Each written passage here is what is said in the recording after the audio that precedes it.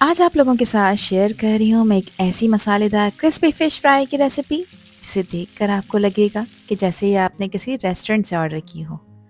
हमेशा हम सोचते हैं कि रेस्टोरेंट वाली क्रिस्पी फ़िश फ्राई कैसे इतनी टेस्टी और क्रिस्पी होती है। वो गोल्डन ब्राउन क्रस्ट, वो लाइट सा क्रंच और अंदर से वो सॉफ्ट जूसी टेक्सचर, बस वही सीक्रेट आज आपके साथ शेयर करने वाली हूँ। ये फ़िश आपकी टेबल का लेवल ही चेंज कर देगी। चाहे फैमिली डिनर हो या कोई मेहमान आ रहे हो, सब कहेंगे कि ये बिल्कुल रेस्टोरेंट वाली फ़िश है और सभी आपसे इसकी रेसिपी पूछेंगे। और सबसे मज़े की बात यह है कि क्रिस्पी लुक सिर्फ दिखने में नहीं, खाने में भी उतनी ही लाजवाब है। तो वीडियो को एंड तक ज़रूर देखिएगा, क्योंकि छोटी छोटी सी टिप्स मैं आपके साथ शेयर करूँगी जो फ्राई होने के बाद रिज़ल्ट पूरी तरह से बदल देंगी। तो चलें फिर शुरू करते हैं इसको बनाना। तो यहाँ पर मेरे पास है 1 किलो सफ़ेद कुन। मैंने इस रेसिपी में बोनलेस फ़िश का यूज़ किया है। आप चाहें तो कांटे वाली या बगैर कांटे वाली फ़िश के साथ भी इस रेसिपी को बनाकर तैयार कर सकते हैं। फ़िश जितनी फ्रेश होगी उतना ही टेस्ट और टेक्सचर ज़बरदस्त आएगा। फ़िश की एक फ़िशी स्मेल होती है जिसे ख़त्म करना बेहद ज़रूरी होता है। तो उसके लिए मैं यहाँ पर पानी ले रही हूँ। पानी इतना लेना है कि फ़िश के सारे पीसेस में ईज़िली डिप हो जाएँ। 1 टीस्पून इसमें मैंने नमक डाला है और तकरीबन 4 टेबल स्पून मैं सफ़ेद सिरका शामिल कर रही हूँ। जिन लोगों के पास सफ़ेद सिरका नहीं है तो वो यहाँ पर 2 बड़े साइज़ के लीमों का रस निचोड़ कर भी इसमें ऐड कर सकते हैं। ये एक परफेक्ट और ऑथेंटिक तरीका है फ़िश की स्मेल दूर करने का। इस नमक और सिरके वाले पानी में जब आप फ़िश के पीसेस को डिप करते हैं तो इसमें मौजूद जो भी ब्लड इम्प्योरिटीज़ होती हैं वो सब आसानी से क्लीन हो जाती हैं। फ़िश बिल्कुल नीट और क्लीन हो जाती है और खाते वक्त किसी नागवार महक को फेस नहीं करना पड़ता। तो इस स्टेप को आपने लाजमी फॉलो करना है। फ़िश के पीसेस को मैंने नमक और सिरके वाले पानी में 15 मिनट के लिए डिप किया था। देखें फ़िश कितनी अच्छी तरह से साफ़ हो चुकी है। और आपने करना ये है, इस पानी को फेंक देना है, फ़िश को खुले पानी से वॉश करना है ताकि नमक और सिरका इसमें अच्छी तरह से निकल जाए। फिर उसके बाद इसे छन्नी में रखेंगे और कम्प्लीटली ड्राई कर लेंगे। तो जब तक फ़िश यहाँ पर ड्राई हो रही है, इसकी मैरिनेशन के लिए लिया है मैंने 1 टीस्पून नमक और 1 टीस्पून मैं पिसी लाल मिर्चें शामिल कर रही हूँ। इसको स्पाइसी टच देने के लिए 1 टीस्पून मैं कुटी लाल मिर्चें भी ऐड कर रही हूँ, जिसकी क्वांटिटी आप अपने टेस्ट के हिसाब से कम ज़्यादा कर सकते हैं। अच्छे कलर के लिए 1 टीस्पून मैं इसमें कश्मीरी लाल मिर्च ऐड कर रही हूँ। ये तीखी नहीं होती मगर इससे कलर अच्छा आएगा।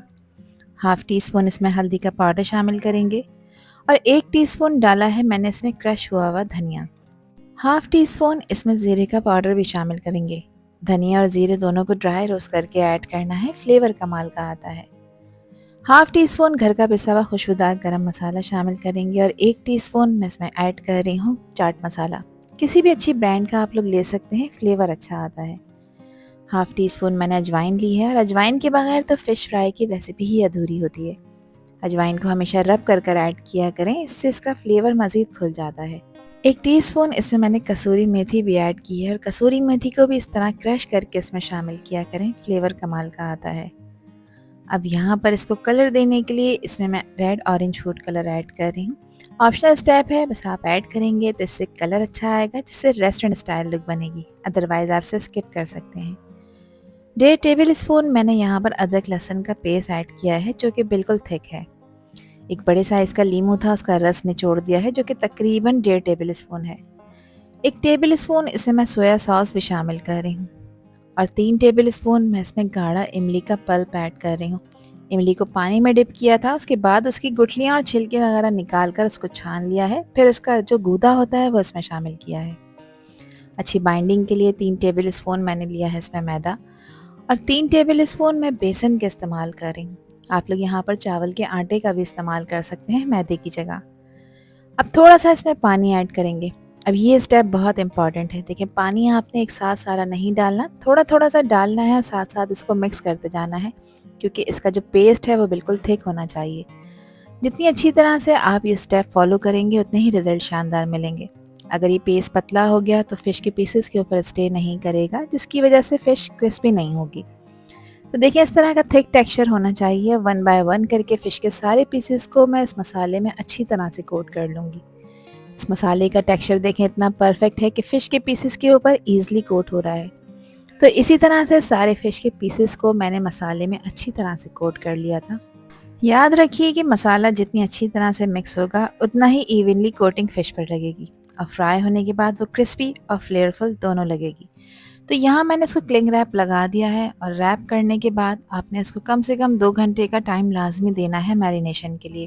और अगर आपके पास टाइम है तो आप इसे पूरी रात के लिए भी रख सकते हैं, जिसके बाद आपको इसके रिज़ल्ट शानदार मिलेंगे। अच्छा, आप इसे फ्रीज़ कैसे कर सकते हैं? देखिए, सारे मसाले आपने एज़ इट इज़ इसमें ऐड करने हैं। बस बेसन और मैदा जिस वक़्त आप इसको फ्राई करने लगे हैं तो अलग से थोड़े से पानी में आपने इसको डिज़ोल्व करना है और वो फिर इसमें शामिल कर देना है। बाकी आप मसाले लगाकर इसको फ्रीज़ करके रख सकते हैं किसी भी एयरटाइट कंटेनर में या फिर ज़िपलॉक बैग में। फिर जिस वक़्त आपका दिल चाहे आप इसे फ्रीज़र से निकालें। 2 से 3 मिनट के लिए आपने इसको डीफ्रोस्ट करना है। उसके बाद बेसन और मैदे में इसको कोट करके आपने इसको मीडियम गरम ऑयल में फ्राई करना है। क्रिस्पी फिश फ्राई के साथ सर्व करने वाली चटनी की रेसिपी आपके साथ शेयर कर रही हूँ, जिसके लिए लिया है मैंने 1 कप फ्रेश हरा धनिया।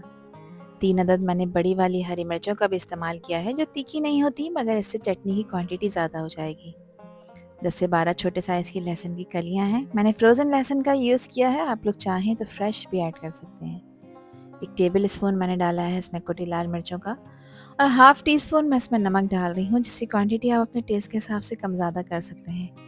ये मेरे पास 5 टेबल स्पून गाढ़ा इमली का पल्प है। हाफ़ टी स्पून इसमें भुना कुटा हुआ ज़ीरा शामिल कर देंगे। अब आपने इसमें आधा कप पानी मिलाकर इसको अच्छी तरह से ब्लेंड कर लेना है ताकि एक स्मूथ सी चटनी तैयार हो जाए। और देखिए, परफेक्ट चटनी तैयार हो गई है, जो मसाला क्रिस्पी फिश फ्राई के साथ बेस्ट कॉम्बिनेशन बनाएगी। ये चटनी थोड़ी सी स्पाइसी है और थोड़ी टैंगी, बिल्कुल रेस्टोरेंट स्टाइल फ्लेवर के साथ। अब यहाँ पर आता है फ़िश को फ्राई करने का टाइम, जो कि बहुत इंपॉर्टेंट स्टेप है। इसके लिए ऑयल को मैंने मीडियम फ्लेम पे गर्म होने रखा था। ऑयल का टेम्परेचर मीडियम ही गर्म होना चाहिए। बहुत ज़्यादा तेज़ गर्म ऑयल में आपने फ़िश के पीसेस को कभी भी फ्राई नहीं करना होता। अगर बहुत ज़्यादा तेज़ गर्म ऑयल में आप फ़िश के पीसेस डाल देंगे तो ऑयल में जाते के साथ ही जल जाएंगे, अंदर से कच्चे रह जाएंगे। और अगर हल्के गर्म ऑयल में आपने इसको डाला तो फ़िश के पीसेस सॉगी हो जाएंगे, ऑयल एब्जॉर्ब करेंगे और जो कोटिंग आपने इसके ऊपर लगाई है ये उतरना शुरू हो जाएगी। फिश के पीसेस को ऑयल में डालने के बाद आपने 2 मिनट के लिए इसे बिल्कुल भी टच नहीं करना, ताकि इस पे जो क्रिस्पी कोटिंग लगाई है वो अच्छी तरह से सिक्योर हो जाए, लॉक हो जाए।